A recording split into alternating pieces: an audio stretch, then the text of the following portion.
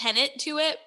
I mean, philosophers have been studying and classifying the way that humans use their language for centuries. Like, that's not a new concept.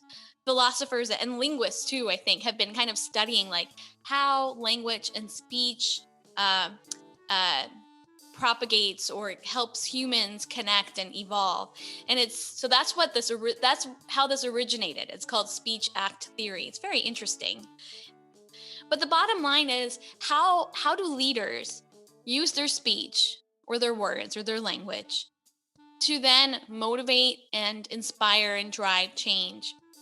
And they're basically using their language and their speech to execute their vision for what they want tomorrow to look like. Using my speech and speech acts to drive uh, action and to drive change and generate results. So like it's really empowering. It's really energizing because all of us can speak. I mean, that's a generalization, but yeah, most people can use their words, can use the gift of speech.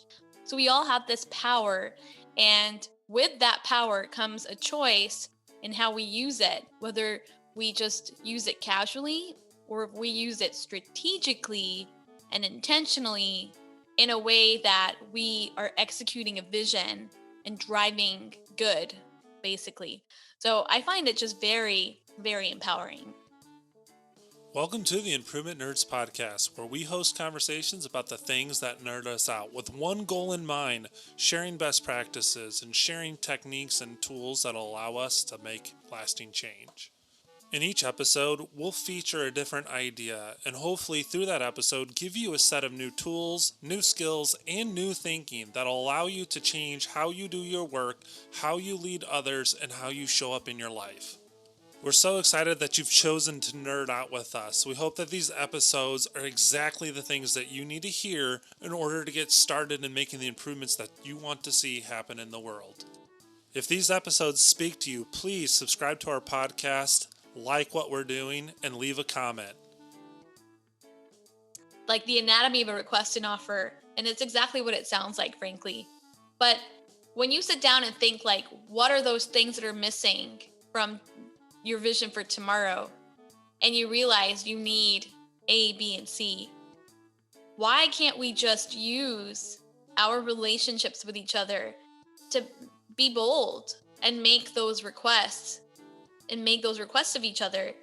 And by the same token, we can take inventory of like what we have, like what resources we have, and see how we can offer them to one another to support each other, right? Like what is it that I've got kind of in my toolbox or on my plate that I can offer and say, hey, Tom, like I already do this work. I'm already doing it. I already have this.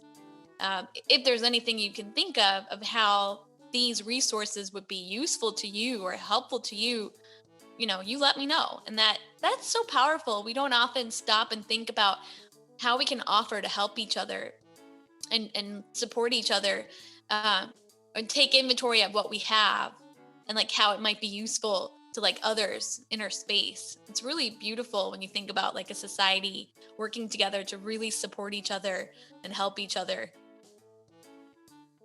Margaret Mead said it best when she shared that one should never doubt that a small group of thoughtful, committed citizens can change the world. Indeed, that it was the only thing that ever had. I couldn't agree more. Let's get busy, Improvement Nerds. We got a lot of work to do.